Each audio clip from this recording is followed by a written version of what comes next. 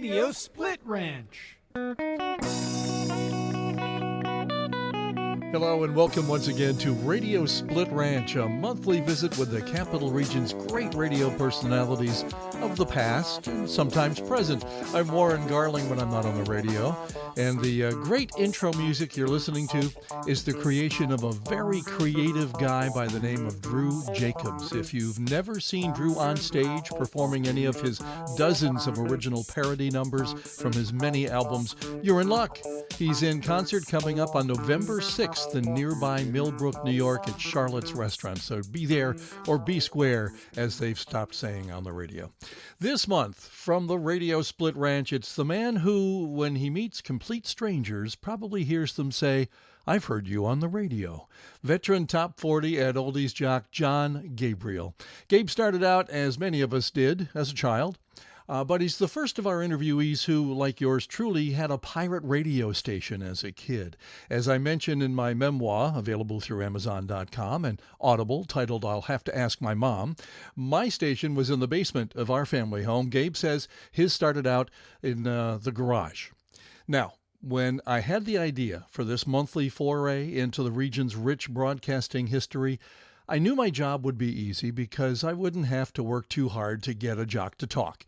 And talk Gabe and I have done with no time limit or holds barred here.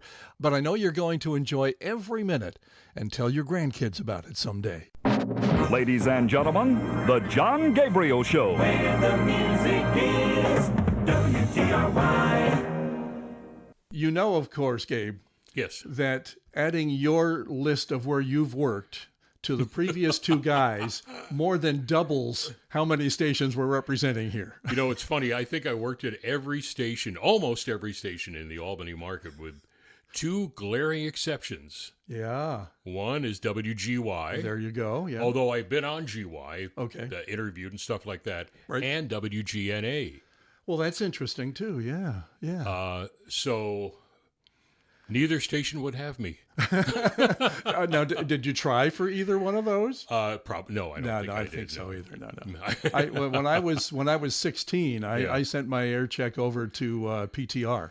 Like, I'm going to start Why big. not? I'm going to be on 50,000 watts. You know, And that didn't quite happen. It was a thrill because when I was on PTR, it was 1972. I was 18. Whoa. So I did Saturday and Sunday nights, 6 to midnight.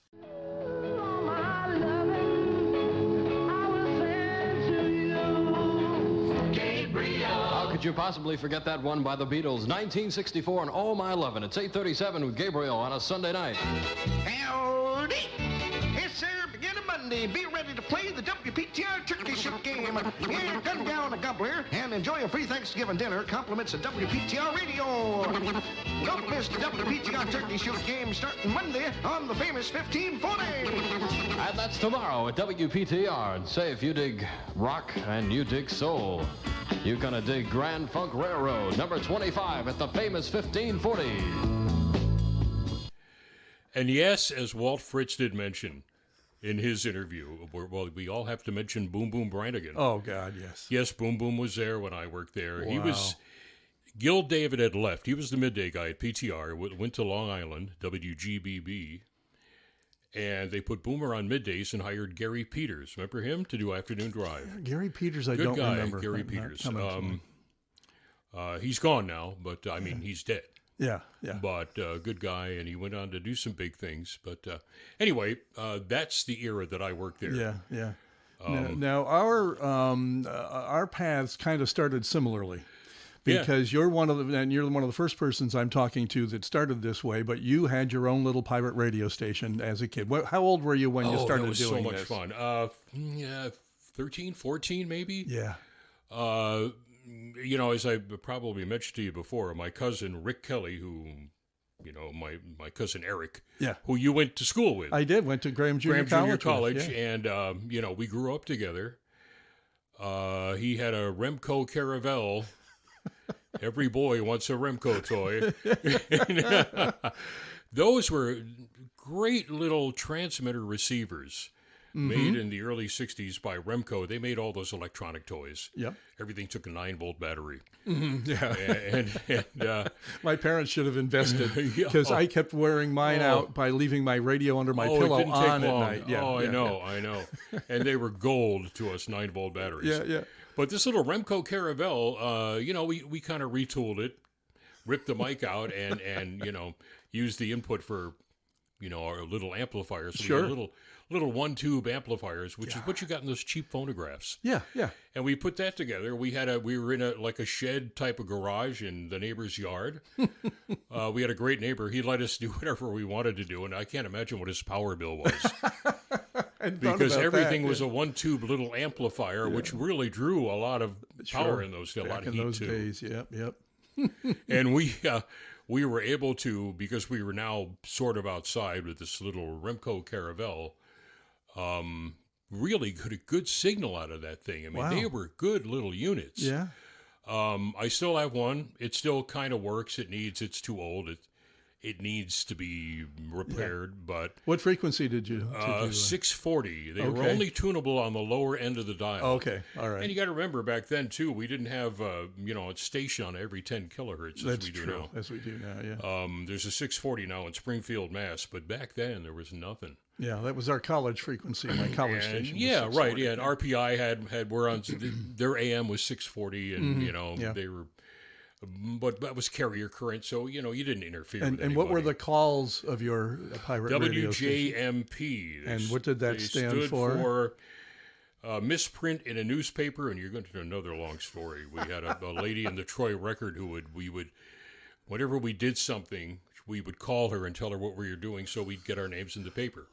And she would, and it worked. Really? And it worked. So, we had the little radio station on, and the JM with J was for me, the M was my brother Mark, and I don't know if it was Eric's idea or what. The P came from the lady at the newspaper. Anyway, it just ended up being that way. Whatever she printed, we used. So, but great. that was basically it. It was a lot of fun. We had a lot of fun doing that. Now, did you? How did you program? I mean, were you on a lot, or just after school? Whenever we could, we were on whatever we could be on. Mostly in the summer because there was no heat in this garage shed, so we would be off in the winter, and we'd put things back together in the summer and just have a ball. It's too much. Or we had a little car radio we stuck on a bamboo pole. That was our antenna. It worked. And it worked. So those were fun days, and those were also the days, we're talking probably 68, around your time, Yeah. where we were in Waterford, New York. We had a very difficult time picking up WSNY out of Schenectady, as most people did once you were out of Schenectady at that point. Yeah, exactly. But we liked it because, everybody knew who Don DeRosa was from PTR. From PTR, sure. You got to remember, we're local radio geeks, Oh, yeah. radio geek kids, Oh, yeah. my cousin and I. And, it was my first experience listening to SNY because after every record, 1240 WSNY, and then when the fife and drum would come on, and then it's you or somebody else. I was Jesse James. Jesse James. Just because they had a jingle sitting around. I know. So, and we would listen to that a lot because there was not a lot of spots on SNY. Well, that's There true. was more music than anything else. Especially when they first went over Yeah, from the yeah. beautiful music to the to that top 40 format. Yeah. And what a great story that is. What Oh, Don yeah. DeRosa did. Yeah. Have you heard how he changed from Skitch's sound to top 40? No, I'd not heard that. He, I don't think. and I don't know who told me this. This is probably Gilroy years and years ago. gosh. I know. But Gil's from Waterford, so we knew Yep, him. you knew him. Yep. But apparently DeRosa said to the bosses, I'm going to go on the air right now, and I'm going to say the first person to call will win $100. And I bet you no one calls. Whoa. And he did it, and no one No called. one called. Wow. He won the bet, and he says, I'll tell you how you're going to get some people to listen to the station. Boom, top 40, and the rest is History. top as 40 they history. say. Yeah. Yeah. Isn't So, that? that's I've kinda never neat. heard that story. Yeah. It makes sense. Yeah. Yeah.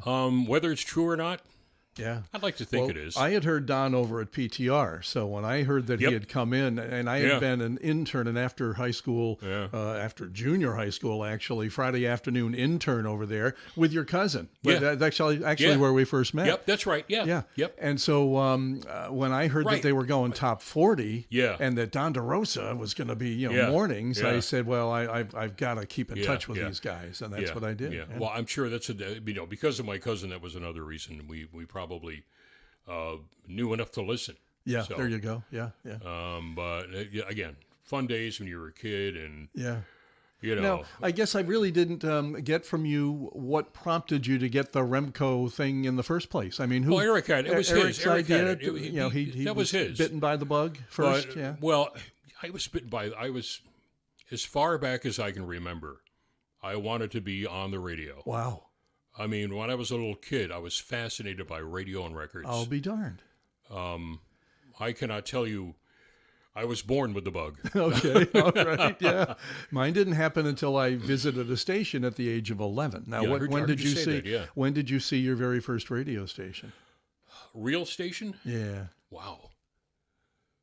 Probably not until I was somewhere in my teens. I couldn't even tell you what the first station was I saw. Okay. That's a good question. Yeah, I have to think about that. Yeah, think about where it happened. Yeah.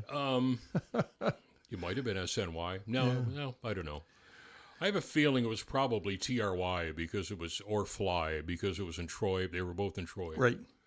And we could take the bus there. It took 15 minutes to get to Troy. So we spent a lot of time there. So maybe it was, I don't know.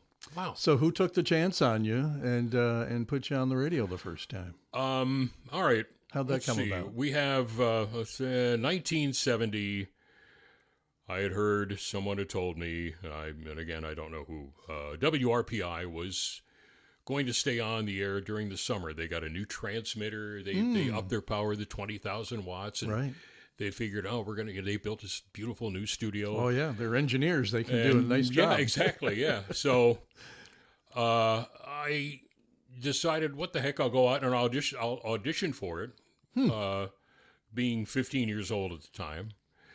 And, they were fine. They sat me in the studio and gave me a couple of songs to intro and outro and maybe a weather forecast, something like that. They liked what they heard. It was Gary Liebisch. Rick Ryder on PTR. Remember him? Okay, yeah. Okay, he was one of the guys that had actually helped me get in. And he'd probably be the guy that gave me the audition. The only thing I did wrong with the audition was I mispronounced Delaney and Bonnie. Oh, boy. I'd never heard of him. I said Delaney and Bonnie. Yeah, I didn't understand know. that. Sure. Yeah. When I was playing country music, Janie Fricke started recording, and we didn't know you pronounced the E. We called her Janie Frick until we heard somebody on some national show say it's Fricke. I hate that when that happens. Don't you? Don't you? You feel like a real fool, But yeah, so I credit Gary Liebisch with starting me. Or giving me that push, I guess. Yeah. From there, I got my third-class FCC license, so I could operate a transmitter. Right. That I did while I was at RPI because all the guys helped me out. And good. Interesting, when I was at RPI, Chris Bruner was there. Chris and I became great friends. Okay. Denny Lindquist was there also. also. Gosh, I'll be darned. Yeah, I worked with him at GNA. And, a couple of other guys. Anyway, I went to WHRL for a little while, working for Bob Hill, and gee, what a thrill that was. God rest his soul. He offered me $2.10 an hour in 1973. No, I'm sorry, 72. Mm-hmm. And Kent Jones up in Saratoga offered me $2.25 an hour. So guess which one I took? Yeah. That's the only reason I didn't wind up on HRL. 15 cents an hour difference. But it was strange at WHRL. Well, it was all strange at HRL. But Chris Martin was PD at the time at HRL. Okay. Sweetheart. Yes. Yeah, I always Great I never had a chance to meet him. And people confused us occasionally because of the Chris Warren, Chris Martin thing.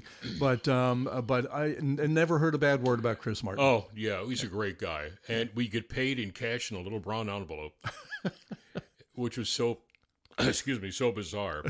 But in the meantime, all my buddies at RPI were getting together at WFLY, the Troy Record Newspaper's own Fly. They decided they were going to sell the place.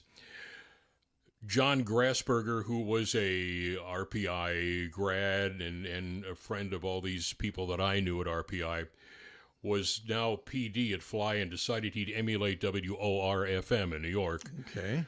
Or try to, with a, pseudo Drake type format, jingle record. Right. And now, ladies and gentlemen, John Wheeler. WFLY Stereo. In Troy. Never seen your face.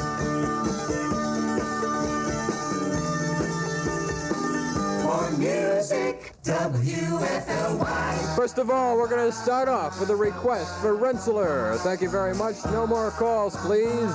The Partridge Family, I think I love you. I'm sleeping and right in the middle of a good dream. So these guys were all headed over to Fly to do this type of format. I'm going, wow, that's pretty neat. An FM station playing top 40? Yeah, which at the time was, unheard of. Unheard of, really. And they went from classical to top 40. Yeah. And boy, I understand there were some nasty calls, but the audience was so small. Yeah. So small. Fly was probably the biggest thrill I ever had in my career because I was 16 years old. Oh, gosh, yeah. I was kind of playing at a decent size market, in a station with a great signal. Mm-hmm. And just oh, yeah, was you had arrived. Thrill. Oh, sure. Absolutely. And I was very lucky. I mean, I had made friends with these guys that I would try to emulate them, which was not necessarily the right thing to do, but I didn't, when you're that age, well, you emulate the guys that you respect, and you listened to me as a young kid, and I was putting on a voice. Yeah. And somebody would be in the studio with me, and I would turn around to start talking to them, and they say, "Why do you do that?" I said, "What?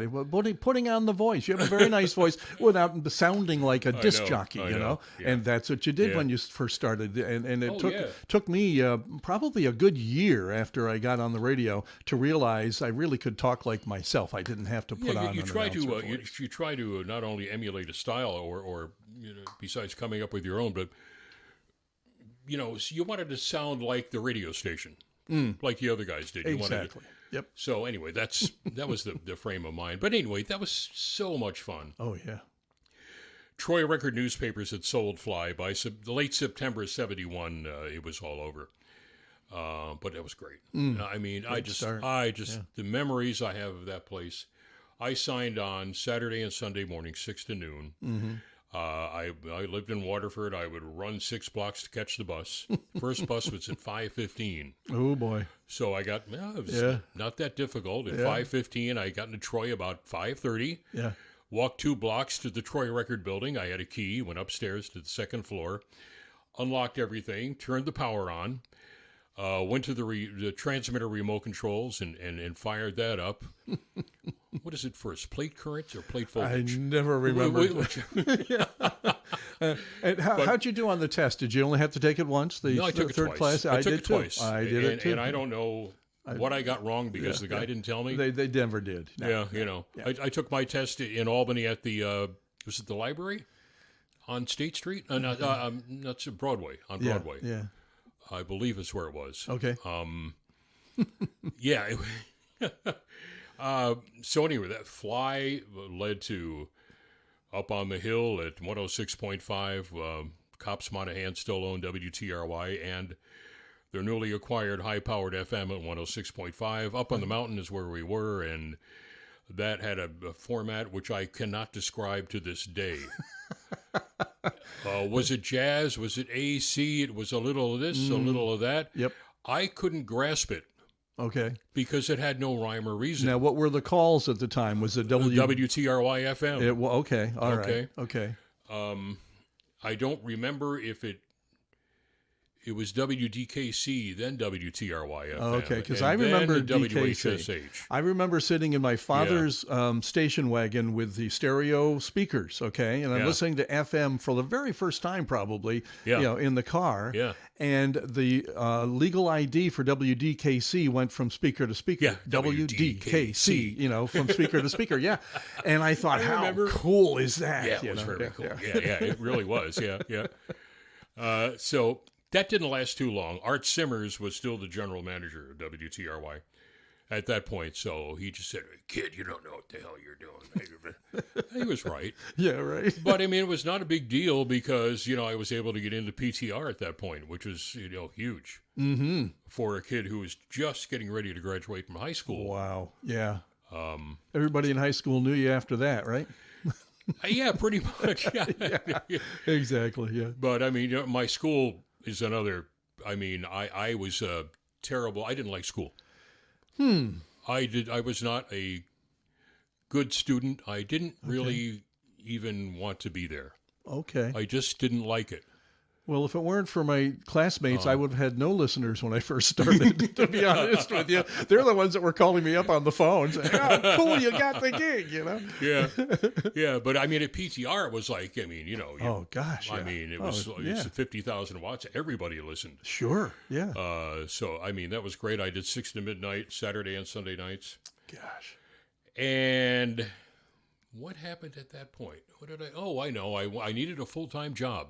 Okay. Because I graduated from high school. From high school, yeah. And I did all I could at PTR. J.W. Wagner, God rest his soul, nice guy, gave me all the hours he could. He gave me some, not only on-air work, but I mean, he let me, help file carts and stuff and whatever he could. I did some news. Yeah. Whatever he could come up with. Yeah, that's nice, yeah.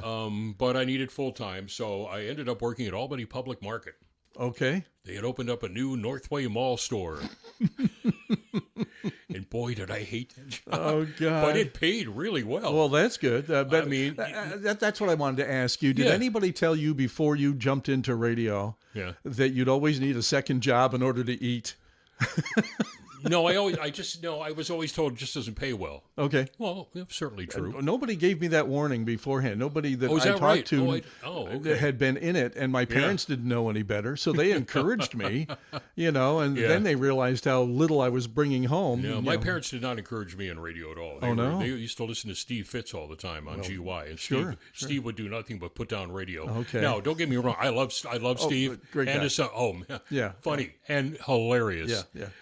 Great guy, but he would go on GY all the time and say, this is a rotten job. It doesn't pay. If you have kids who want to get into this business, tell them no. Oh boy, and your parents took that to heart, huh? Yeah, they sure did.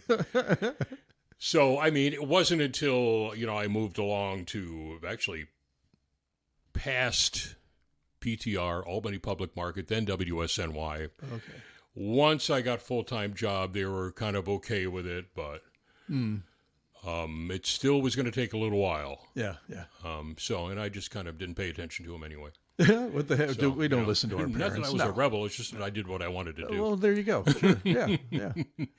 And that was SNY. And SNY, Rick W. Perry was the program director. Yeah. And we had brought our friend Fred Sidoti, Bob Roberts, Johnny Williams, over to do mornings before he was off to Buffalo to WYSL. Rick was at the WSNY reunion we had about, it's got to be 20 years ago now that we all got together. And Rick kind of put it together and brought us all in from 1968 to about 1972. He tried to find people. Right, and so that's the only time I ever met him. He was gone by the time I either gone or hadn't been there yet. He may not have been there yet when I was at SNY. But in any event, But he was, let's see, I wasn't there too long. Because at that point, SNY, this is 1973, early that year, really struggling. I don't think we really had a direction formatically. Yeah. And that kind of hurt a little bit. This is just, I could be totally wrong. It's just my opinion. The stories I heard after, by 73, I had gone to college and was now back in the market. And eventually SNY would go dark. 1240 would just go dark for a while before, the new owners came in. I heard that they were taking so much in trade rather than cash that they couldn't even, pay the staff. I mean, they were paying them in albums at, sometimes. Yeah, Fred Sinodi will tell you that at the end, Art Simmers had appeared as their general manager for a while, and he traded everything. Oh, geez. He traded everything. Yeah. And yes, you're right. But at that point, I had gone to Waby. Okay. To work for Bob Badger. Okay, sure. Waby at that point was a oldies-based kind of AC. Okay. A lot easier for me to get to. From my house in Waterford, getting to WSNY on Liberty Street? Lafayette Street. Street. In Schenectady, yeah. Lafayette Street. Took about 45 minutes. Yeah. To get to Waby, it took 15 maybe tops. Sure. So it was closer to get to. But not only that, but they really had their act together. Mm-hmm. Mm-hmm. I mean, not that I had listened to them when I was a kid. I wasn't aware. Which is interesting. I was just talking with your cousin. Actually, we were instant messaging back and forth the other day, and he was talking about how he, until he went to, as a kid, hang out at SNY, he really couldn't listen to them because they were only 1,000 day, 250 night. Yeah. Now, Waby's the same, right? 1,000 day, 250 night? Yeah. And I had the same problem with them. Yeah. I never listened, never heard them. Growing up because they weren't in the close enough to me. Pretty much the same deal. Yeah, with us. Yep. But anyway, formatically and from top to bottom, the station really had their act together. Cool. Yes. John Bulmer was there. Bob Badger, like I say, was GM. It was owned by CCA Electronics.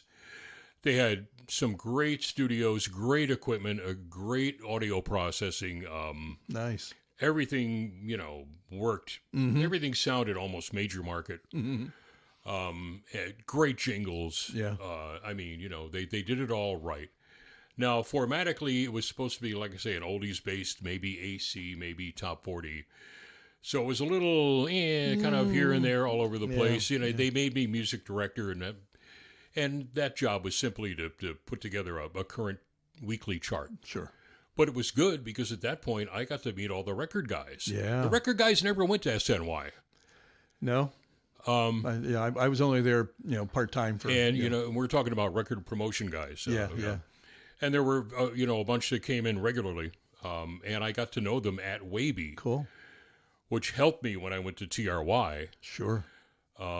Which would have been maybe 10, 11 months later or a year later. I don't remember. Yeah. TRY, when Dan Martin had come in 1974 to be program director at TRY, he tightened up. I'll have to give him credit. He tightened up what was a very sloppy sounding radio station. Okay. You'd hear jock talk, record, jock talk, little silliness, maybe a record 10 minutes. I mean, it was just terrible. Yeah. No real direction. No, there really wasn't. And there were some good people there. There really was. Dan basically came in and tightened everything up, as we all know. From later on when people made fun of his format by calling it 9. And it was, but it sure as hell worked. Yeah. Anyway, Dan came in, made this transition. And, it was, impressive to the rest of us who weren't there. And I tried to emulate that a little bit on Waby at the time. We kind of just tightened things up a little bit more. Good. Because what he was doing was the new Drake thing, which was just record, call letters first, and then your rap, and then that kind of thing. Yep. So it was pretty tight and, music intensive. And Dan had come to me and wanted to know if I wanted to work at TRY, and I had just kind of started at Waby, and I loved Bob Badger. Everybody did. Yeah, never met the man, but again, never heard a lot of bad and I things said, about him. And I was making $140 a week. Back then, that was, It was okay. I mean, you could live. Yeah. You could live fine off that. Yeah. TRY offered me $155, I guess. Yeah. A week. And I said, no. I owe it to Badger to stay with him for a while. Well, me being stubborn and stupid, and I still am, I thought about it for a few months. And I said, what are you doing? Yeah, right. Right. Why did you do that? So I went to Dan. I said, look, I really want to join your staff. Yeah. He fired a guy to bring me in. Wow. Nice. Ladies and gentlemen, the John Gabriel Show. Where the music is, WTRY. They had already had a music director there, so they made me assistant music director, which may not sound like a big deal. It was at TRY. Really? Oh, yeah. Okay. Because TRY was a major player. They were. Not only locally, but nationally. Yep. And we reported to every trade you can think of. Cool. So daily, there would be record promotion people there. There would be Wow. phone calls from the trades Yeah. or other promotion people. Yeah. I mean, from Gavin to Billboard to Radio and Records, Record World, Cashbox, Really? you name That's it. terrific, yeah. And it was a big job. You had Yeah. a lot to, so, Now, that probably went back to the days of what I call their heyday, only because that's when I was a teenager. But between 1964 and Must have been when it started, yeah. 1970, that station was, again, nationally known. Yeah. And had some great talent come through and go on to bigger markets. Which was nice. Absolutely. Yeah. Absolutely. So, and once Dan had stepped in and tightened up the format, TRY just skyrocketed. Nice.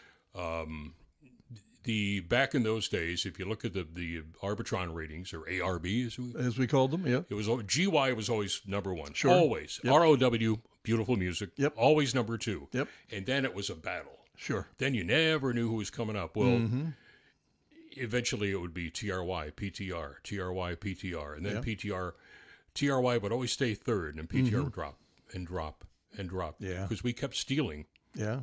From them, because every time PTR was into a long news break or a very long whatever spot break, right? We'd be in music. You counter-programmed. Yep. Absolutely. Oh, absolutely. We'd listen to them, see what they were doing. Yep. We'd get out of their news. We'd get out of our news before they got out of theirs. Yeah. And that's the way it was. I loved working there because it was the station I grew up with, and all my radio heroes had worked there. And I mentioned this to you before, and it was still in Troy, in the Proctor's building. Yep. 4th Street. Yep. And so from there, I heard from this guy that worked. There we go with the mic. This guy that worked at WOLF in Syracuse, Vic Gazzatano, Brother Vic on the air. That's what he is. He was driving through Albany, and he heard my show, and he wrote me a letter. Wow, I really loved your show. I mean, you would fit perfectly here at Wolf. And he sent me a composite of that station, and I listened to it. And I said, "What? Yeah, well, they're You're doing kidding this me." in Syracuse. Yeah. Come to find out, Syracuse was light years ahead of Albany when it came to radio. But it's a different town. Syracuse is a college town. Very much so. That kind of thing. So things were a lot different. It was more of a rock and roll town. Sure. Than we were here in Albany. Mm-hmm. But the stations sound like CKLW in Detroit or Chum in Toronto. I mean, they're big time. And they're low wattage on 1490. Crazy. And they're getting these 60, 70 shares. Wow. So, oh my God, So anyway, how could you turn that down? So he says, come on out and meet Howie Castle, the PD, and so I said, yeah, why not? Yeah. So I drove out there, and it's a 3-hour drive to Syracuse back then. Anyway, and I'm trying to pick up the station as it comes. Finally I get into Onondaga County, and I could pick it up a little bit and listen to it. And I said, wow. Yeah. I mean, and now, listening to it off the air, it sounds big time. Mm-hmm. Yeah. So I finally found the station and met Howie, and he hired me. I think it was not for a whole lot of money. $200 a week, something like that. This is 1975. This would have been not bad. Late summer. Yeah. And I should back up on that too, because at TRY, with Herb Scott as the owner, he made this big speech when he came in one day. He would have meetings with the jocks and the staff, and he said, "No one on the air on this radio station will ever make more than $200 a week while I'm the owner." Interesting. And true story, and everybody made $199 a week. Jeez. Just so he could be right. I think I took the $200 out of spite. But I was also impressed with the way the station sounded. Best music, WOLF. Big John with new music from Evelyn Champagne King. Here's Shame. Evelyn Champagne King, that is Shames. Big John at 10:54. San OLF, Syracuse. John Gabriel at 10:59, playing more of the best music. WOLF for the best music. Here's Chris Ray. John Gabriel and Fool, if you think it's over. That's Chris Ray. It's 11:07. All weekend long, we're giving you a chance to win Sha-Na-Na concert tickets and albums. And another chance for you to win is just minutes away, right here on Wolf. Aerosmith and Walk This Way. It's 11:11 in the weekend weather. Partly sunny, hot and humid, with a chance of a shower. Thunderstorm today, high 90. Chance of a few showers. Turning cooler tonight, low 65. Sunny and less humid tomorrow, high 78. Right now is 85 in Syracuse. In every move that I made out of Albany to work in radio, I will say I wish I hadn't have done it. Interesting. I am a homebody. Okay. This is my home. Yeah. My family is here. I'm from here. You have been in Waterford most of your life, correct? Yeah, yeah. But I also wanted to, I was also a radio geek, and I wanted to learn. I know the advantage of moving around to the places I did. I met some great people that I'm still friends with today. Nice, yeah. And learned a lot. So that was a plus. But there were some other reasons on the negative side that I probably doing what I had done was probably for the wrong reasons. But that's personal stuff. And who cares? Exactly. And we don't need to even talk about that. But I will tell you that that's exactly what happened in my early life as well, is that I made the moves for the right reason professionally, but it didn't help my personal life. And so you're right, moving around, and thank God for the woman I've been married to for 40 plus years now, because she told me from the start when she met me, I was in the business. She said, just so you know, I'm Albany girl. I'm going to stay here. I have a twin, and she's never lived very far from me. I know radio guys move around, and so luckily I loved her more than I loved radio, and and it worked out. But that was true. Not so much later on as it was, say, back in the 70s and 80s. Radio guys moved around a lot. Yes, true. Maybe it's because we got older. That didn't happen so much anymore. Maybe, yeah. I don't know whatever the reason was, but for me, once I came back to Albany in 1984, I think it was, I left. Well, am I jumping ahead? A little bit. So you were in Syracuse. Oh, Syracuse, yeah. Okay. For 3 years, I went to WRUN in Utica for a few months while I was trying to get back a full-time job. Okay. Back to TRY. Drink Dr. Pepper. Good morning. It's 26 after 8, and about time we got to the tri-state weather for this first day of summer. Mostly sunny today, high 83. Partly clear tonight, low 58. It'll be mostly sunny tomorrow. Scattered showers and thunderstorms possible, high 83. It is 54 degrees at 98. With John Gabriel, it's 65 degrees. This is Dave Andrews. It's the Beatles and She Loves You from TRY in your morning time with John Gabriel. It's 8:38, 22 before 9. Good morning. And then in early 1980 to Charleston, West Virginia, WCHS. Interesting. That was a CBS affiliate, AM/FM TV.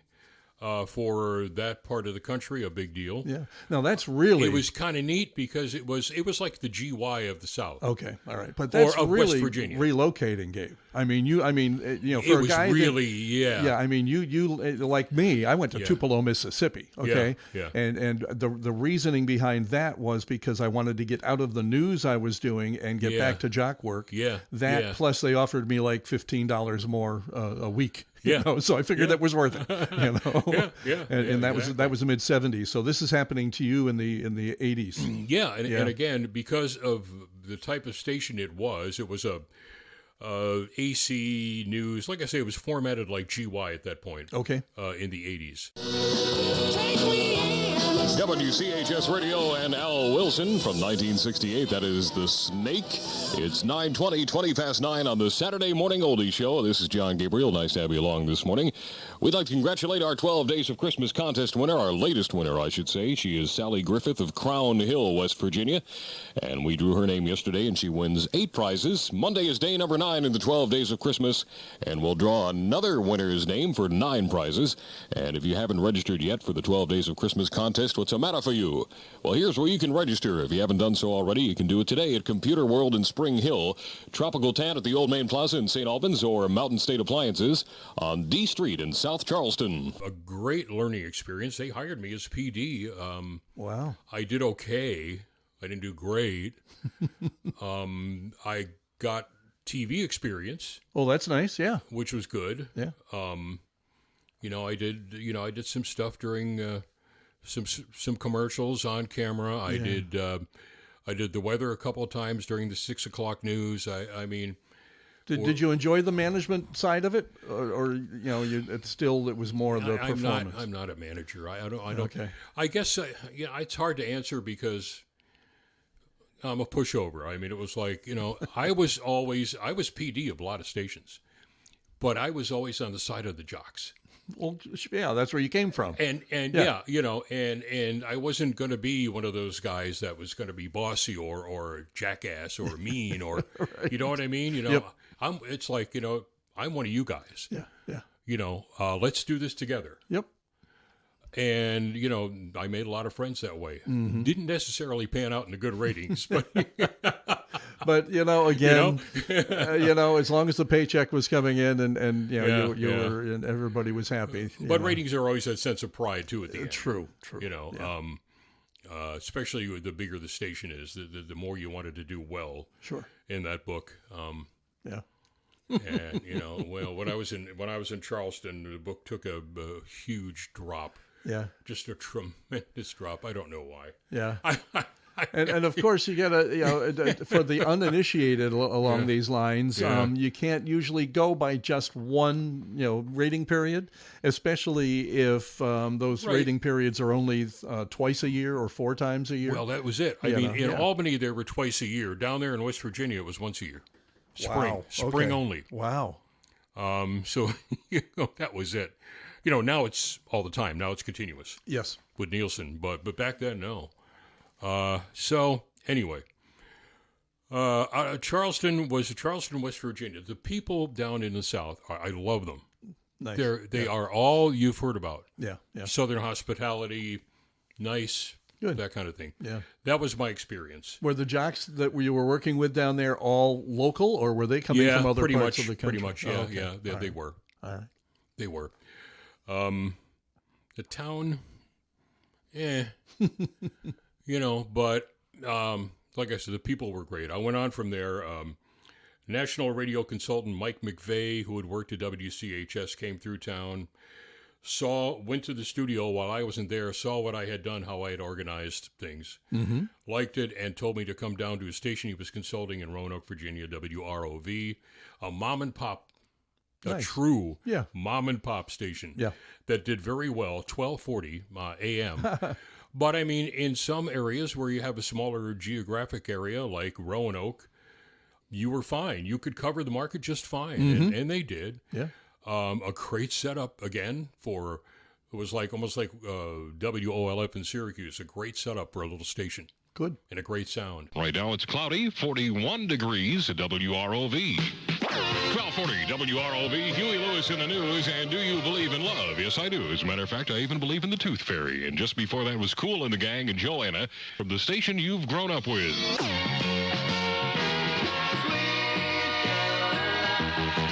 1240 WROV. It's 9 minutes away from 6. Here's a good song to listen to while you're playing your Space Invaders video game.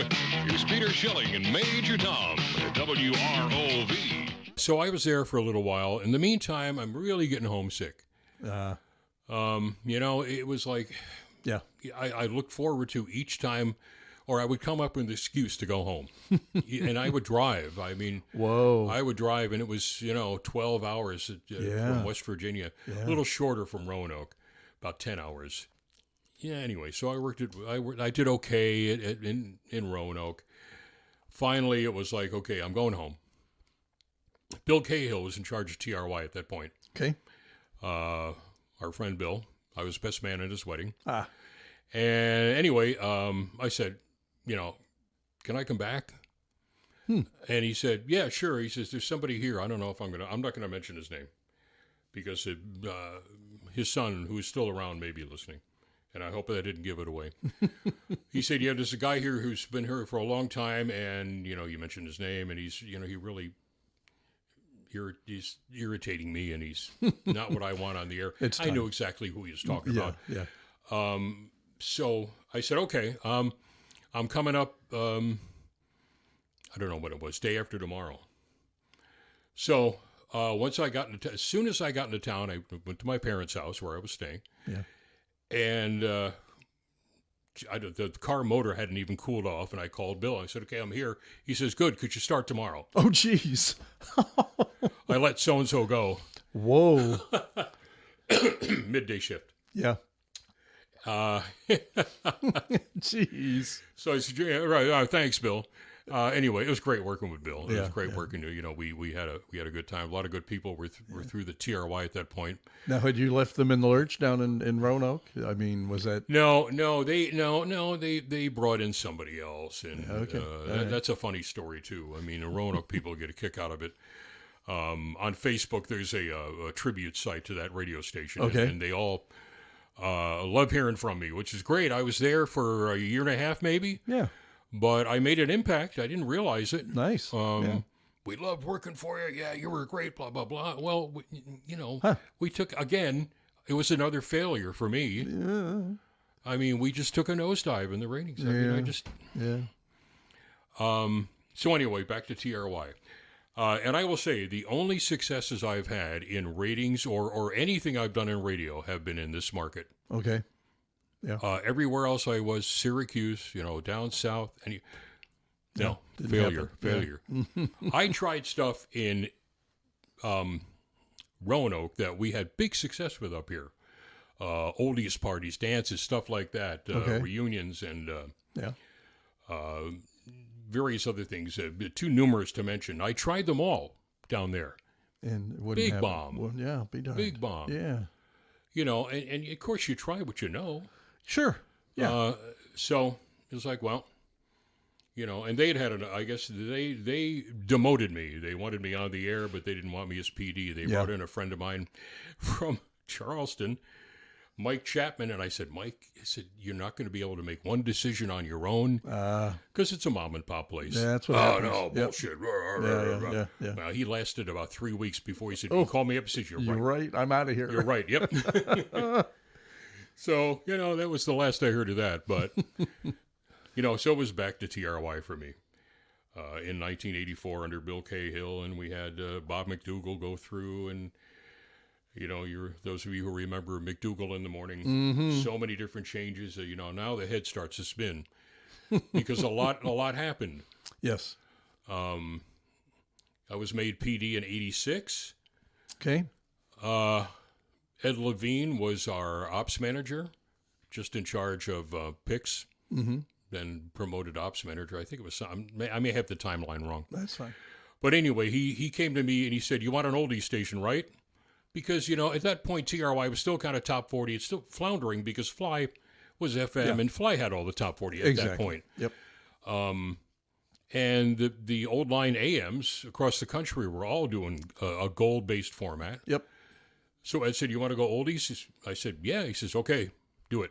Nice. So at that point, it was like, I was up, for like 72 hours straight, making all the changes ready to just boom. Yeah. Here we go. I mean, jingles and all. Oh, yeah. And of course, all the guys loved it. They were all behind me on that. So I had a lot of help. And again, friends that we have today. Yeah. Now, when I joined you in 88, we were using the 1960s jingle package on a lot of stuff. Yes. Yeah, because some of that stuff, because, when you're in a hurry like that, with a format, and trying to play off the heritage of the radio station. Sure. You're the station you grew up with. Now, I don't know at what point Fred Horton came in, Was he? He hired me. Part-time in '88, so he was there, right. At least for a few months before. Okay, all right. I got there. Yeah. Fred, who a brilliant programmer.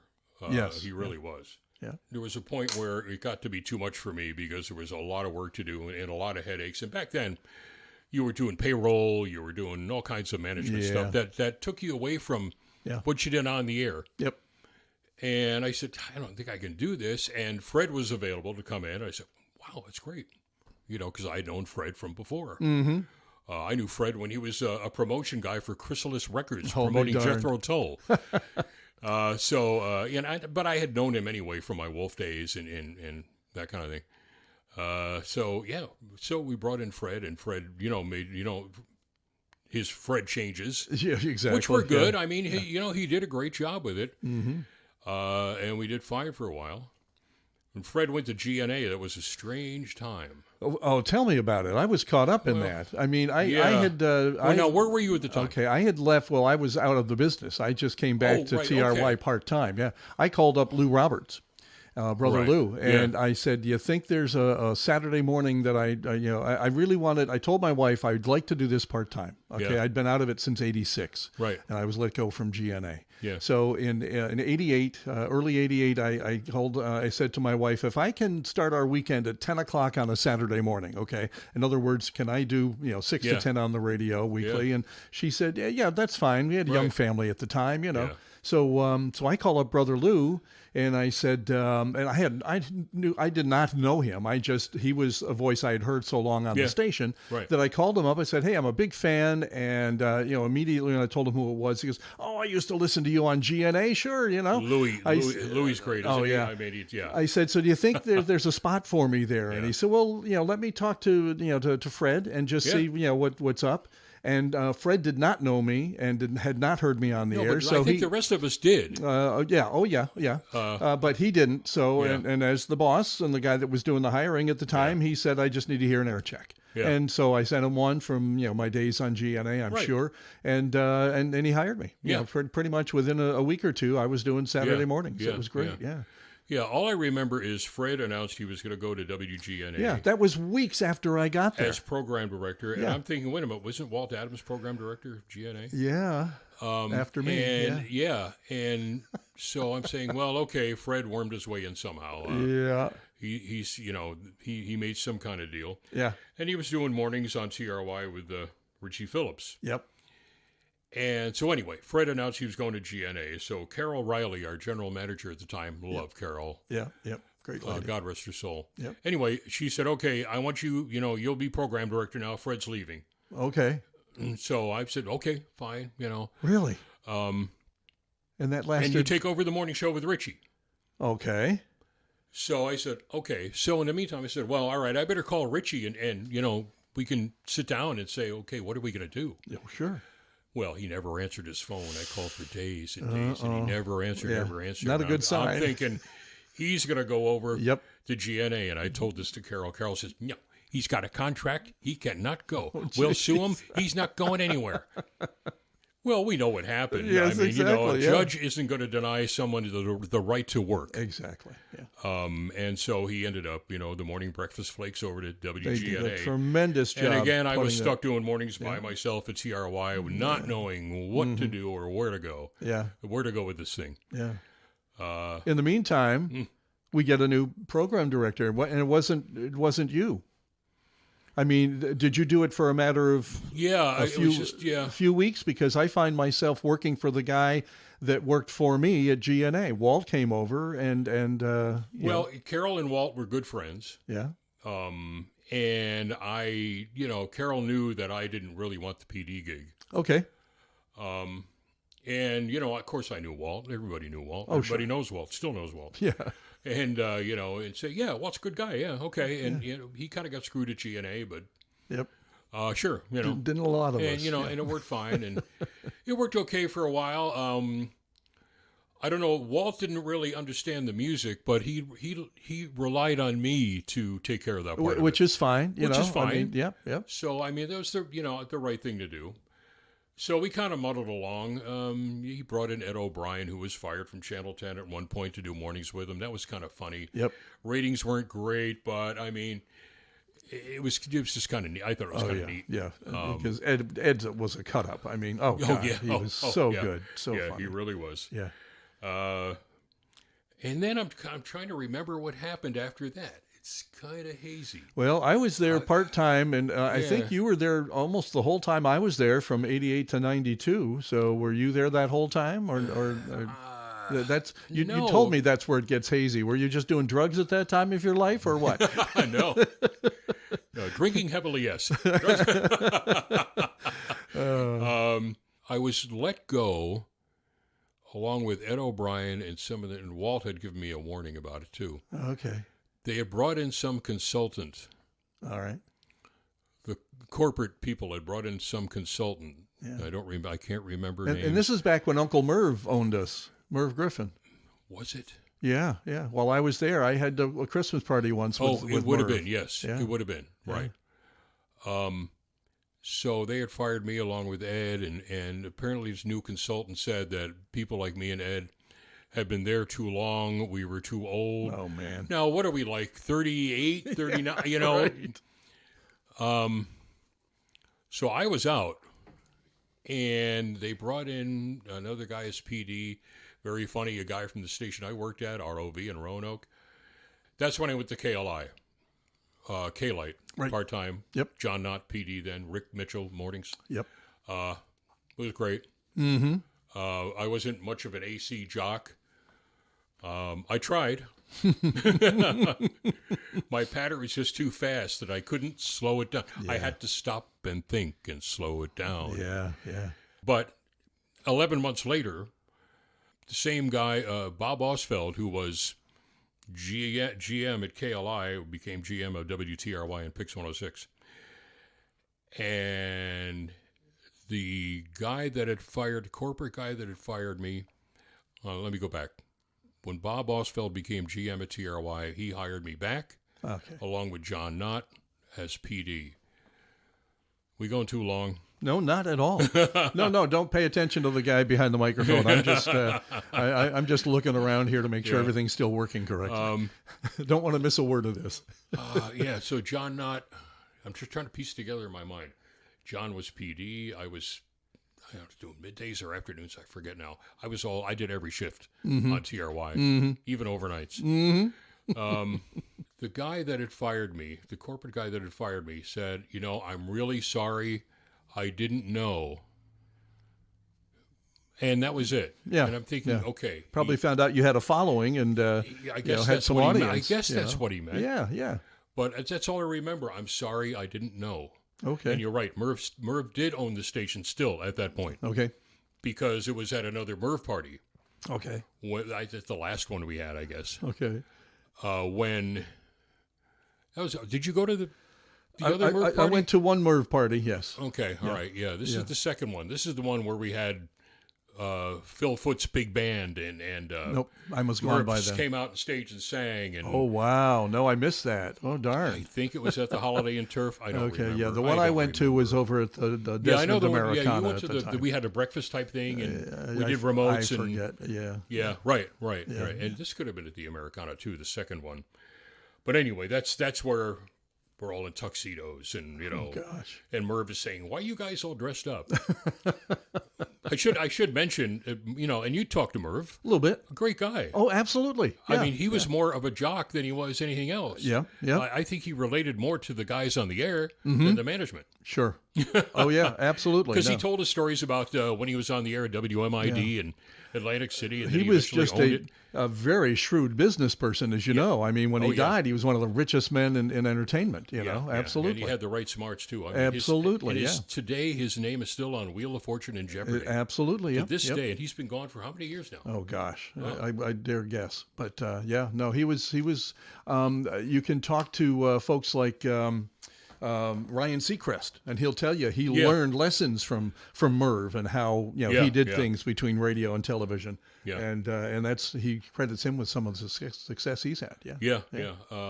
But my feeling was, I'm sure you felt the same way. It was kind of cool working for Merv. Oh, yeah. I thought it was really big time. Do you by any chance have there was a picture where all the jocks were, Merv was sitting in a chair in the lobby of the hotel, and all the jocks were gathered around him. I have and some. Man, I'd love to see that picture again, and all the guys we were working with at the time. I don't know if I have that particular picture. Yeah, like the SNY pictures you were going to send me. That I know. I don't. Find. Where they went, I don't know. Oh, gosh. It's stuff that, and it's funny with things like that. I say, okay, I want to keep this in a special place so I don't lose it. Yeah. And what do? I lose it. You lose it. It's, in that special place you forgot. Yeah. Exactly. Yeah. And I still can't remember all these years later. A lot of those pictures are still at the old, still in the bunker. Really? The old TRY transmitter site? Yeah. I can't get in there. I'd like to. I didn't realize they still had stuff, down in there. There's still stuff there. Now, it's still the 980 AM transmitter. Right. The rest of it is just storage. Sure. There may be a little bit of equipment remaining. Yeah. But and the studios are still intact because there's no reason to do tear anything them else apart. with them. Yeah. The building is not owned by iHeart, which owns 980. The building is owned by a tower company. Oh, really? And iHeart leases the towers and the transmitter, or the towers. Okay, yeah. From Makes this sense. tower company that owns the building. Okay. So that's where that is now. So really, there are very few people who have access to the building. Dave Abdu does, of course, but David keeps saying to me, I don't know why you want to go in there. There's nothing there. Well, okay, all right. So and this was years ago, so I haven't said anything to him since. He was saying that to you back in the early 2000s when you and I worked together again at TRY. Yeah. There's nothing in there. There's nothing there. Why do you want to go there? Anyway, that's really funny. So TRY, what happened? We went through another weird ownership change after Merv. There were several of them. Oh, yeah. Or the companies changed names. I don't understand what or what went on. And then we got into where the FCC rules were relaxed a little bit, and you could now either own more stations or you could lease them. And there were a lot of little FMs, and the one I was referring to you the other day was 96.7. I forgot the owner's name, but it was a lease sales agreement with TRY Picks, whatever the name of that group was at the time, Captown or whatever we called it. Yeah, yep. Which meant that the sales team at TRY Picks would sell ads for this station. Okay. So that was the tie-in. Gotcha. An LSA and an LMA as a lease management agreement. I'm always hazy with this kind of stuff. Oh, yeah. No, Fritz knows it. Yeah. He knows that stuff. The late 90s, early 2000s were just crazy in that Just respect. very crazy. Yeah, Fred ended up back with us because that group became GNA. Yeah. Yep. And the TRY Picks. The other part of the rules were when they relaxed some of these rules, you could not you can only have a certain amount of the audience. In other words, if you couldn't get that was it. The GY people That's couldn't right. buy GNA because they were the top two percentage stations. Of audience you exactly. Were that was it. It was a strange situation. Right. Okay, for a you're while. right. I forgot about that. Until right. the big corporate guys came in and changed the whole way that radio was handled. Right. Yeah. So crazy. but it was crazy. So I did, I Fred was still back with us. Fred was working out of our building again in the bunker, and then he spent some time, I guess, at GNA when GNA and everybody moved to the Latham Circle Mall. Right. And we had those two locations and crazy stuff that I can't. I'd really have to sit down for days and make a timeline. Anyway, the owner of 96.7, they were looking for someone, and Fred said, well, the TRY was just AM oldies at the point. We were kind of floundering, but Fred said, well, we're not going to do much with TRY. We may change it to a talk station, blah, blah, blah. You'd probably be happier going over to 96.7, which at the time was satellite oldies. It was Century 21 satellite oldies, pretty decent, but there were so many of those back then. Yeah.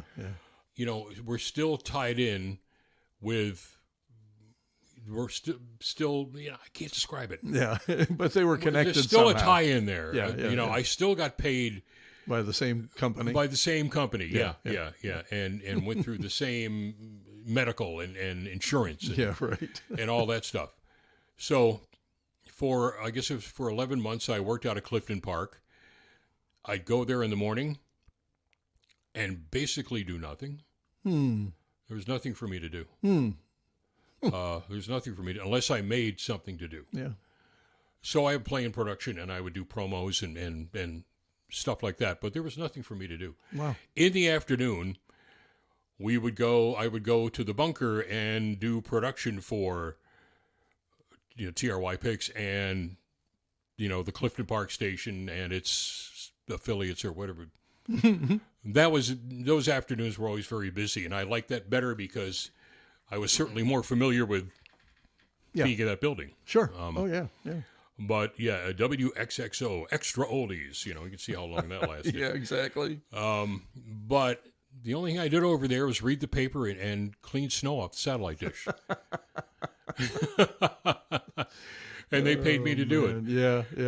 But, anyway, so, back to TRY. After that's all over, back to TRY. Mm-hmm. Yep. And then ever since. And by that time, it was FM only. In the early somewhere early along 2000s. The line, it was. Yeah. I mean, it was that once Clear Channel. Yes, they bought it. I think they separated. That was the separation.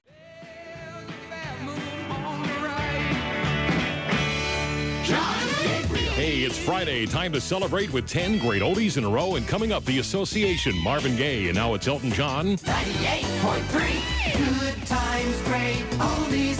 WTRY.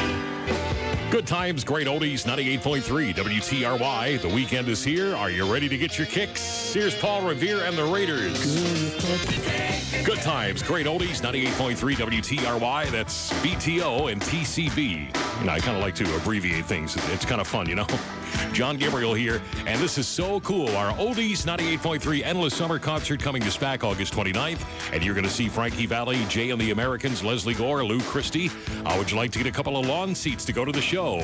Well, you can. Just be call number 9 right now at 476 WTRY. Good times, great oldies, 98.3 WTRY. Hey, who's this? Karen. Karen, you're going to our Endless Summer Concert. Are you great. You excited, aren't you? Yes, I am. Yeah, next hour, your chance to win more to go to our Endless Summer Concert on Oldies 98.3. John Gabriel. Yeah, I got 10 great oldies in a row going on right now, and coming up, you're going to hear the Beatles and Neil Diamond, and now it's the Jefferson Airplane. 98.3. Good times, great oldies. WTRY. When the truth is so Good times, great oldies, 98.3 WTRY. John Gabriel, 10 great oldies in a row, as it should be, right? Here's Toby Gray. Good times, great oldies, 98.3 WTRY, where you get all your favorites by the Beatles and some early Fab Four right there. That's Please Mr. Postman. Hi, it's John Gabriel. Yeah, the Oldies 98.3 Endless Summer Concert. It's coming the end of this month, August 29th at SPAC with Frankie Valli, Jay Black and the Americans, Leslie Gore and Lou Christie. And you can get yourself a couple of lawn seats to the show right now. Get on the phone, be call number 9 at 476 WTRY. good times, great oldies. It's 71 at 98.3. WTRY. And then we moved out of the bunker into the new building in Latham, right? Which I understand is really, really shrinking.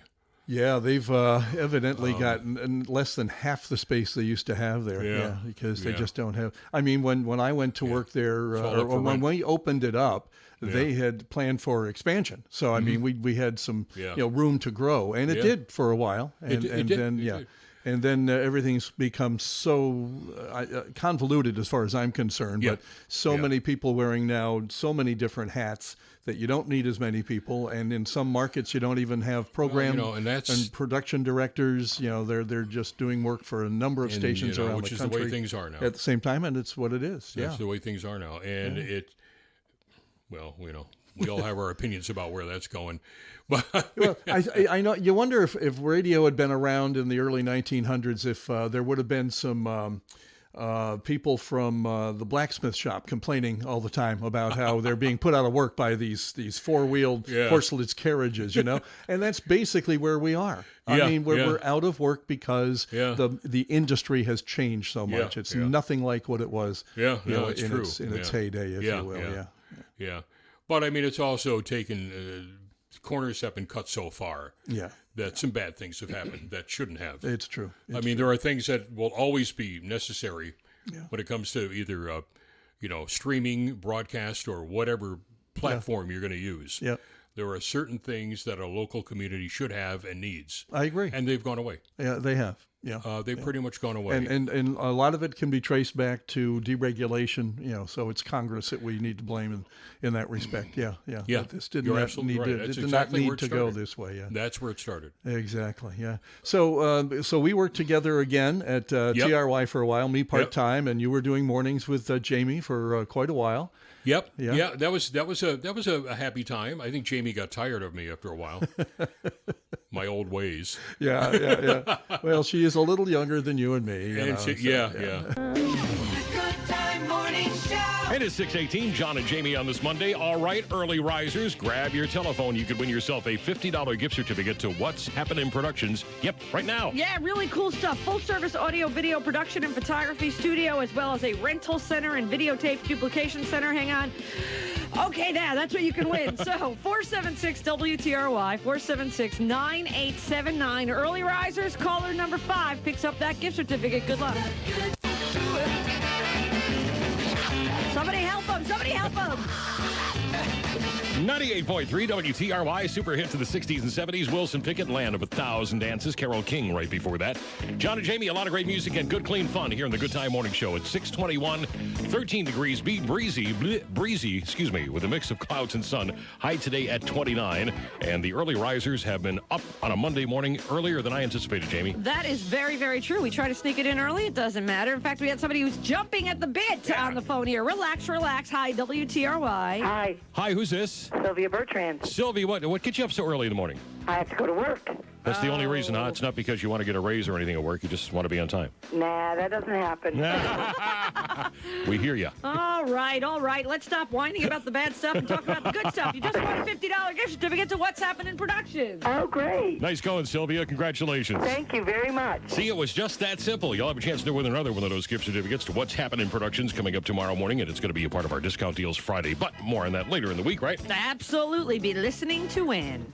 Yeah, but we had good times over there. Yeah, but we did, and she, she survived, although I know she's got her plate full, as does anyone who's left over there. Yep, exactly. And it's the same thing over at Town Square sure. and Albany Broadcast. They're Absolutely. all, just a few people doing a lot of work. Exactly. Yeah. The only difference with Albany Broadcasting being locally owned, where the others are nationally owned. So. Mm-hmm. Anyway. And you wound up over there part-time. Now, but you left radio for a little while and wound up working... Well, what happened was when they fired me from TRY, from the morning show, the John and Jamie show, right? They paid me through, was it 8 months? Maybe longer, 8 or 9 months. Good. It was based on how long I had been there. Sure. Which was a long time. Yep. So they would pay me my full salary and benefits until 8 months out. Mm-hmm. But I was not allowed to work anywhere. Mm-hmm. Yes. Yeah. So in the meantime, I immediately got a call from Jay Scott over at Magic, and sure. Hey, come on over here. I got one of those calls too. So I told him why I couldn't, but what I did was, I was over there all the time. Okay. Where am I going to go? Yeah, exactly. Yeah, right. And you didn't have to work; you were just looking for work. No, it was a very lucrative time because back then, I could collect that severance pay and unemployment. Yes, exactly. Yep. And that was a lot of money. Yeah. So I wasn't going to give that up. Sure. So I went right to the end.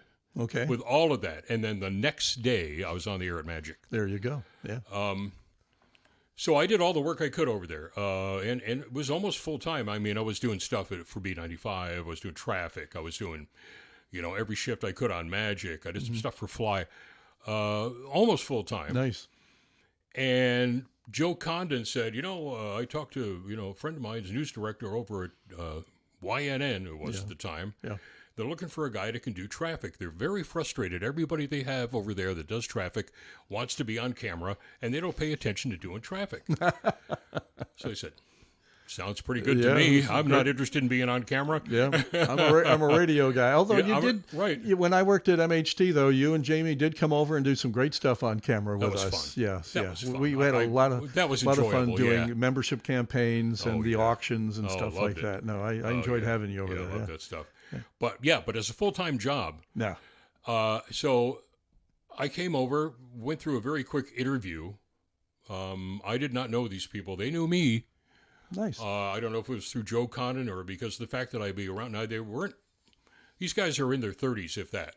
So, they didn't listen to you growing up, probably, on the radio. Excuse me, probably not. No, but they knew you. They knew your reputation. And you had a good one in this market. I thank Joe Condon for that. I'm sure he must have said something because he told me go over there and talk to these guys. Yeah. When they told me what the benefits were, it blew me away. Not to mention the free cable that you got for how many years? Well, yeah, that was a big part of it. But for the duration, the free cable. It was Time Warner at the time when you first started? Time Warner at the time. Yeah. They had a pension plan that would knock your socks off. Yeah. And I'm very lucky. I worked under Time Warner until they gave it up. For about 4 years. Okay. So I have 4 years of Time Warner pension. There you go. Nice. So I have something. Yeah, exactly. I still have something. Good. So when I die, Yeah. Plenty to pay for my funeral. With some left over.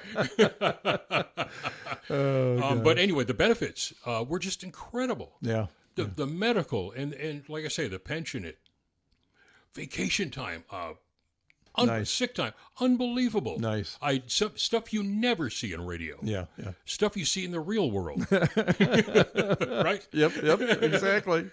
Yeah. So, certainly I jumped on it. Mm-hmm. You know, there wasn't much to work with. I had this little room, which was the old green room at YNN, and in the corner they had this little setup. They showed me how it worked. I learned how to embellish it. Sure. A little more. Sure. And things were going well. The hardest thing about that job was it was a split shift. Yes. I had to be there by 4:30 in the morning, leave at 9, come back for 3, leave at 7.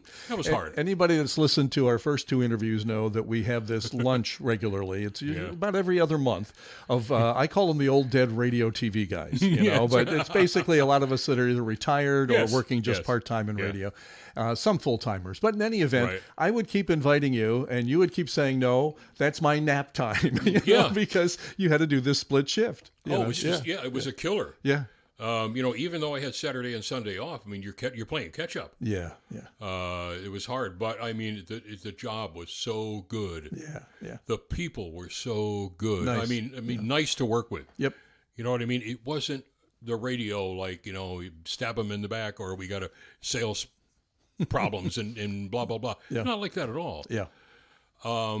Everybody was really nice. And I fell into it pretty easily, and I consider myself very lucky.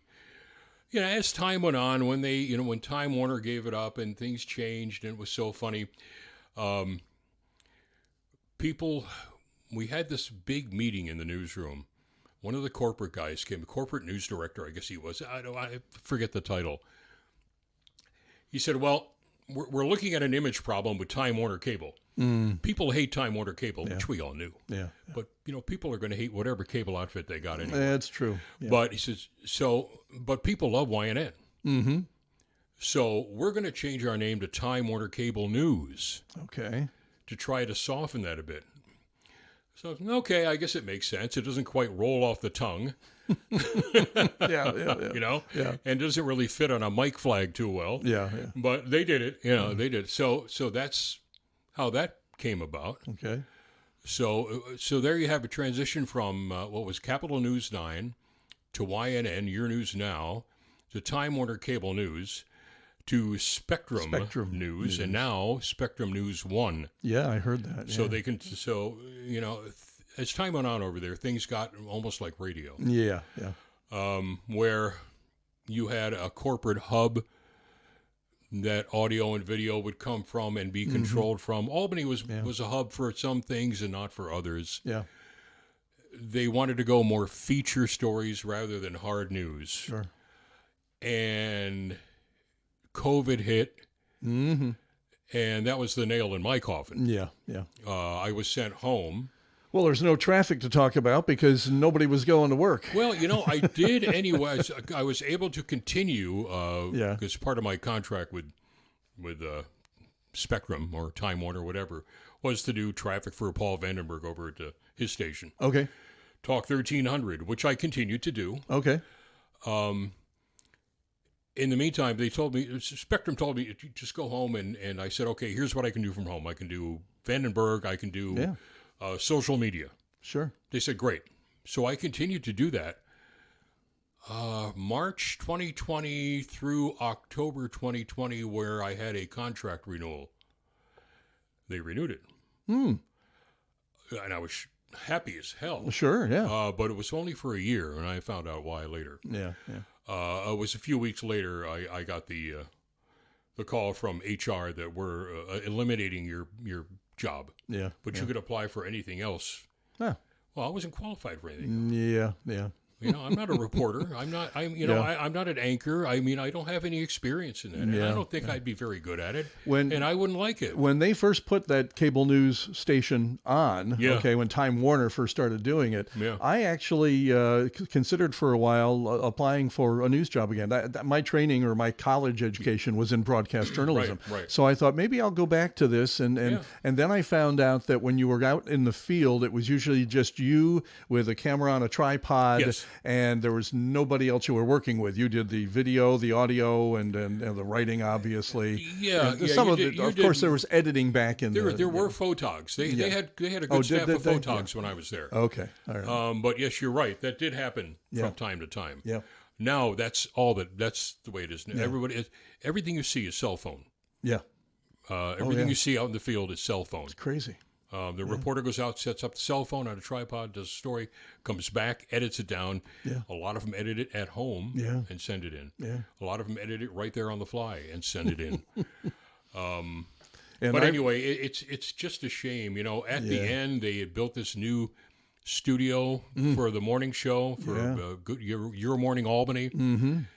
And it started off great. They brought in Dan Bazille along with Julie Chapman. Dan's sweetheart of a guy. Absolutely. Yeah. And Julie, who I just love. And I love them all over there. I mean, I really do. I really do. But they built this beautiful studio, and they were toying with the idea of having me do traffic on camera. And the studio was set up where there was my traffic graphics, and I could stand next to it and, do the old point and this and that and all that. Neat. So we did a lot of rehearsals, but I wasn't involved in a lot of them, and I really needed the rehearsals. I mean, no, I really did, because, it was, I could do it, and it got better and better, but I just didn't get the chance, and they didn't. They said, well, we want you to do an open collar. I'd always come in with a suit and try to look like the other anchors. Sure. But they didn't want that. And then, then I started looking really sloppy. It just didn't come together. And then they just said, well, we're not going to go that route anyway. Because technically, they would have had to move my studio and put the controls somewhere else. It just technically just didn't work. Yeah. So, I mean, it was, a bad idea from the start. Yeah. So it wasn't totally my fault. Even if I looked like, Steve Caparizzo, it wouldn't have made much of a difference over there. So I continued to do what I had done off camera, and then, like I say, COVID hit, and the rest is after once they decided to let me go as of 12/31/2020, I was done. There you go. And they did pay me for a while, which was very nice, and that was about it. So now, and you had been up till COVID also doing weekends on Magic. On Magic, that almost happened the exact same day. Uh-huh. John Gabriel, Magic 590 and 100.5. See you later, alligator. Goodbye. It's Bill Haley and his Comets, and see you later, alligator. Bill Haley, born on this day in 1925, and he died in 1981, but sold about 60 million records. I think he did okay during his career. Magic 590 and 100.5, and in stereo at 96.9 and 1410. Up the Northway in the North Country. Hey there, I'm John Gabriel. Got some Sinatra coming up in just a moment. Yeah, this COVID thing is hit, and we shut down over at Spectrum, and and then I hear like the next day or two, Jay had gotten fired for some unknown reason. Yeah.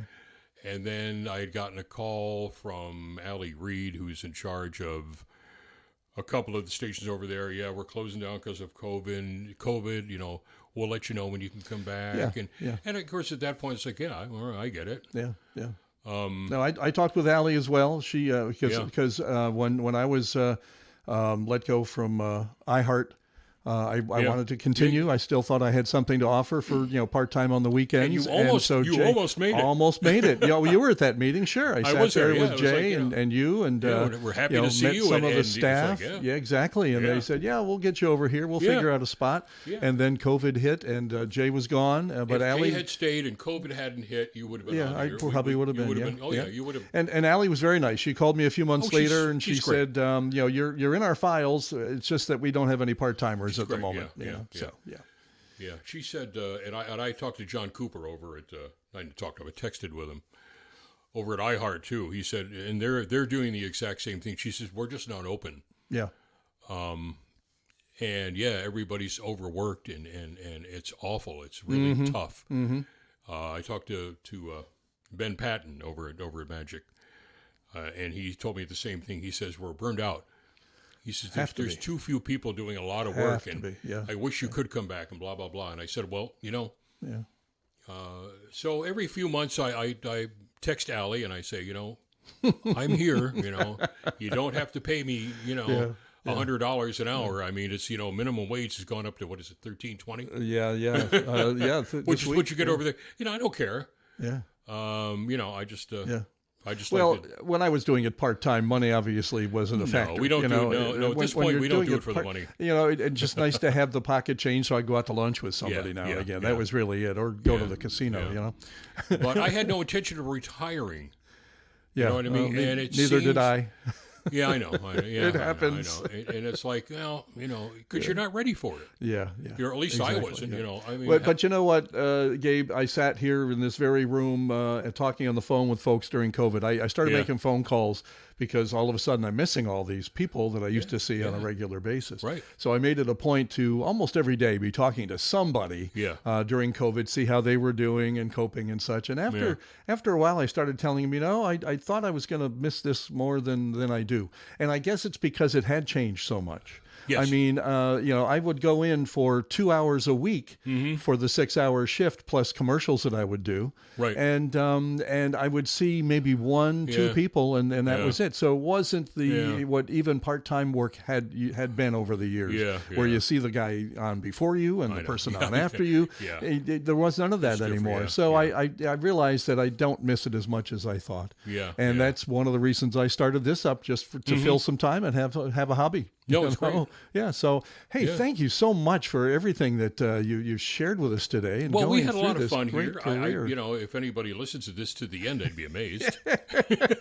Well, that's why I put the my old air checks at the very end. I figure if they've fallen asleep by now, it's not a big deal. They're not missing anything. I sent you an audio jingle.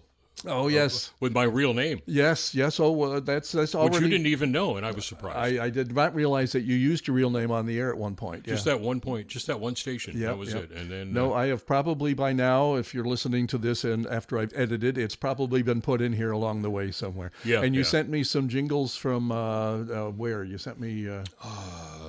TRY. TRY jingles, I think. Yeah, and some stuff. Yeah. So I'm going to try to intersperse most of what you sent me digitally. It's amazing what we can do these days. So hopefully that's been interspersed throughout. And the fun part, of course, here is just talking one-on-one with someone. Yeah. But I always love the behind-the-scenes stuff, too. Yeah. So the whole editing process that I go through to put this together, I spend days doing it and enjoy it that's great. quite a lot, and that's hopefully great. The reason why a few folks have have tuned in and are listening. So yeah, well, absolutely. I do hope to get back on the air, and we hope I do. A little unlike you, I still do miss it. I still criticize what I hear on my radio station.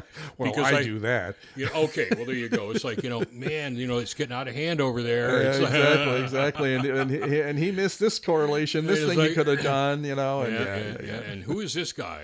Yeah, exactly. What's he doing? And who told him his voice was good for radio? Right. Yeah. And who told him to open up the mic at this point? Yeah, exactly. Yeah. No. Anyway, there you go. It's fun. Hey, John. It's been a pleasure, Warren. I'm so happy you asked me to do this. Well, my pleasure, to be honest with you, and to fill in some of the blanks I had along the way of what you'd been doing with your life, and we're just thrilled. Blanks, but and we're just thrilled that we've had a chance to enjoy your entertaining us all these years, and I hope you're back on soon.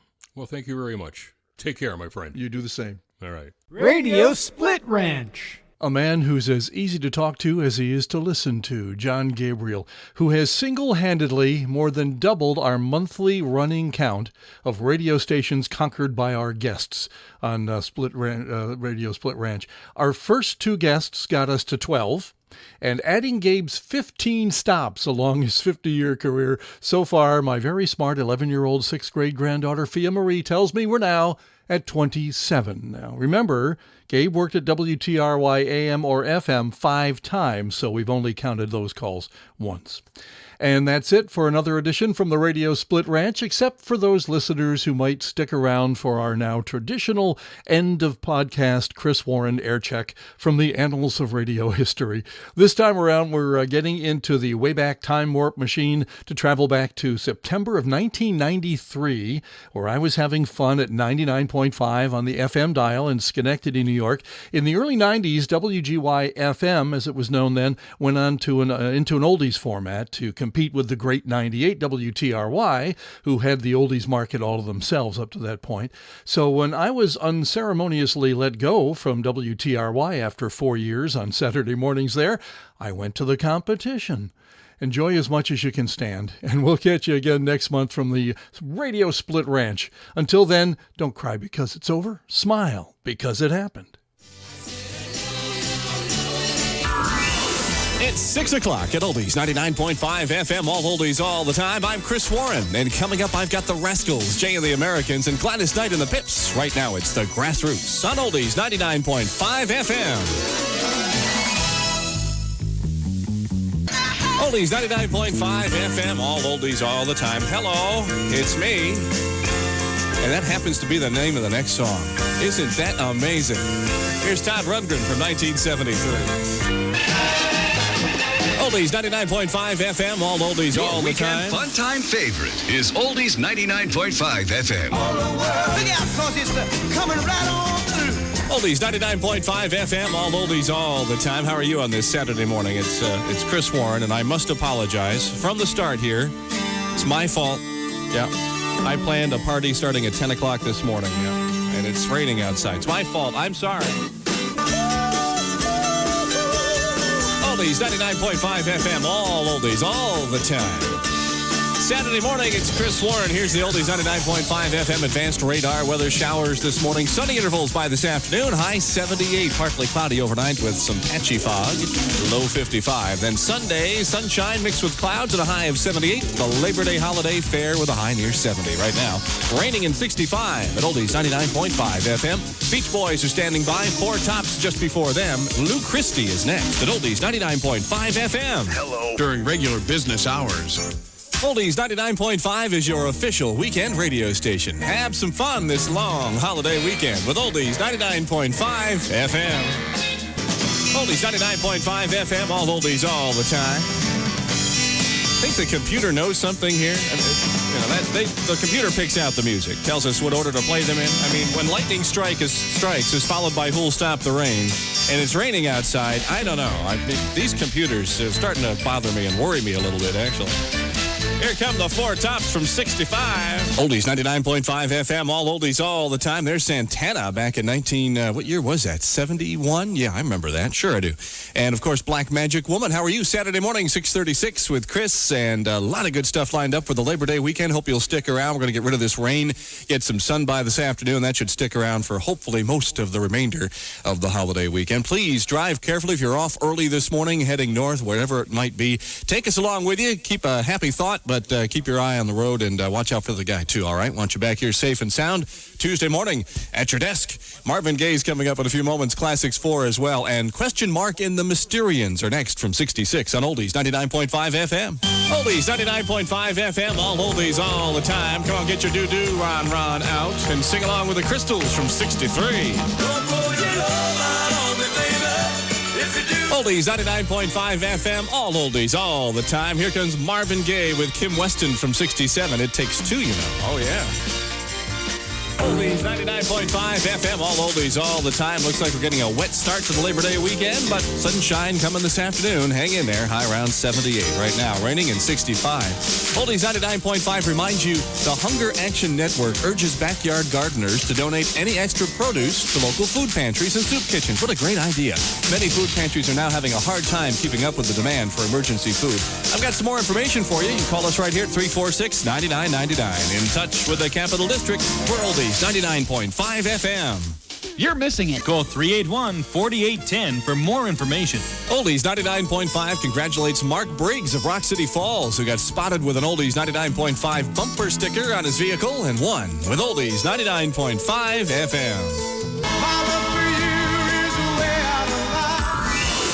It's a little after 7 o'clock at Oldies 99.5, all oldies all the time. I'm Chris Warren, and coming up, I've got Donovan, Chubby Checker, and the Bee Gees. Right now, it's the Temptations on Oldies 99.5 FM.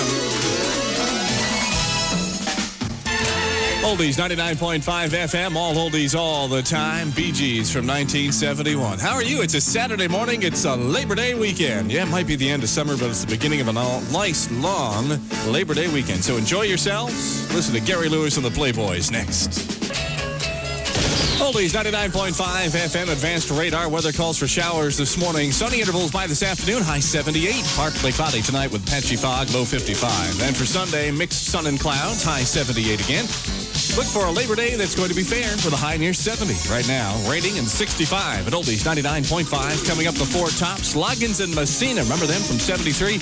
And Percy Sledge with his big hit from 66 is next at Oldies 99.5 FM. Coming to CBS. Stick it and win with Oldies 99.5 FM. Meet Oldies 99.5 personality Marty Brandon at Price Chopper, 175 Ballston Avenue in Saratoga Springs. Today from 1, make that 11 till 1. He'll be giving away Saratoga Spring Water prizes and Oldies 99.5 bumper stickers. Stop by and win with Oldies 99.5 FM. Oldies 99.5 FM, all oldies all the time. If you have wanted to answer that age-old question, what a Scotsman wears underneath his kilt, maybe you can find out at the Scottish Games this weekend.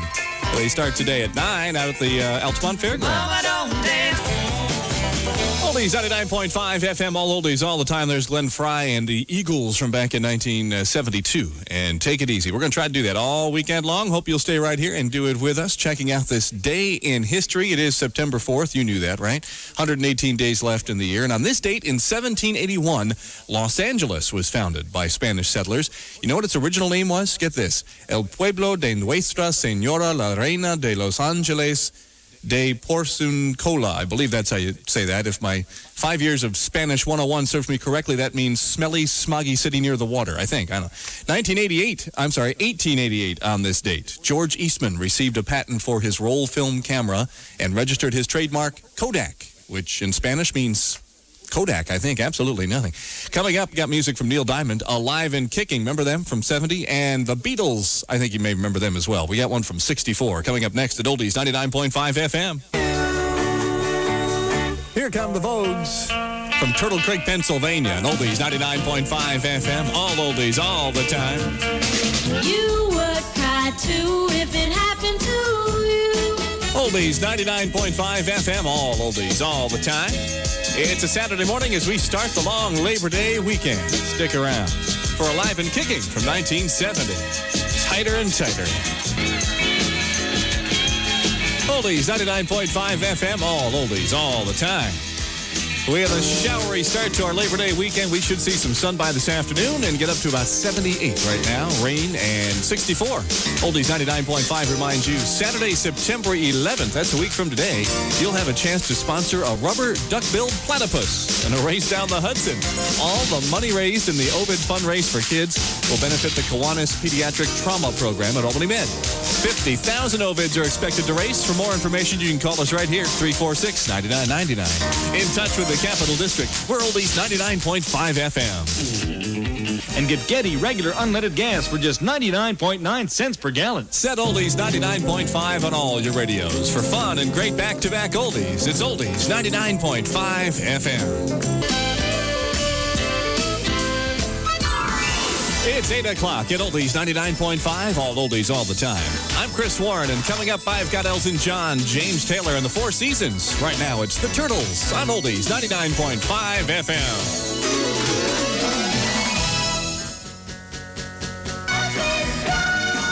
Oldies 99.5 FM, all oldies all the time. A long Labor Day weekend just getting underway. And, of course, you know you've got a friend right here at Oldies 99.5 FM. When you're down. Oldies 99.5 FM, all oldies all the time. How are you on this Saturday morning? Yeah, bright and early. Well, maybe not so bright, but early anyway. 8:13 with Chris. I was listening to some Elton John last night, an old album. Here's one from 72. It's called Honky Cat. Oldies 99.5 FM, all oldies all the time. Here's the Oldies 99.5 FM Advanced Radar weather. Showers this morning, sunny intervals by this afternoon, high 78.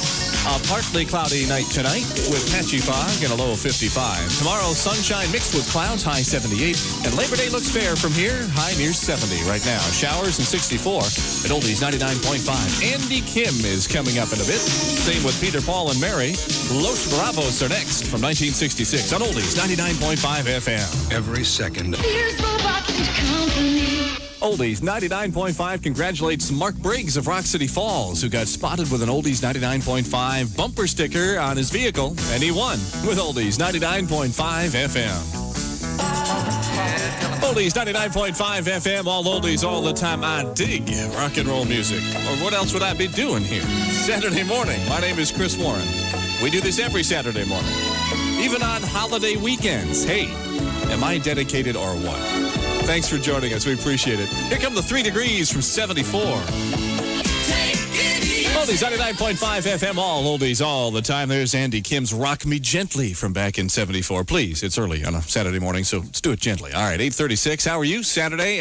It is a Labor Day weekend, and some exciting stuff in the mail I got yesterday. Maybe you got one of these, too. I got my proof of claim back from the airlines antitrust litigation suit. You know, this thing where we're all going to get some money back if we flew between 1922 and 1989 or something like that anyway. And I think there's according to this, they do not currently anticipate any distributions of certificates. Okay, we're not getting money back. We're getting certificates so we can fly again for maybe a year or so, because they're processing over 4 million claims received. So I've talked to my lawyer, and he's calling their lawyer, and I'm going to go for a whole 747 here. I think I'm owed that much for the inconvenience. Beatles are coming up, Sly and the Family Stone as well. Sam and Dave are next at Oldies 99.5 FM. New York Lotto.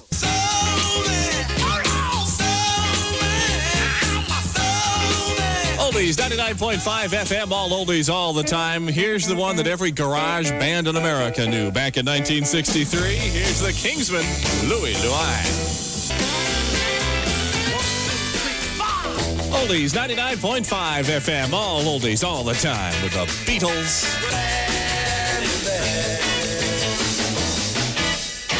Oldies 99.5 FM, all oldies all the time with a showery start to our Labor Day weekend. We'll get some sunny intervals this afternoon, high around 78 right now. Showers and 64.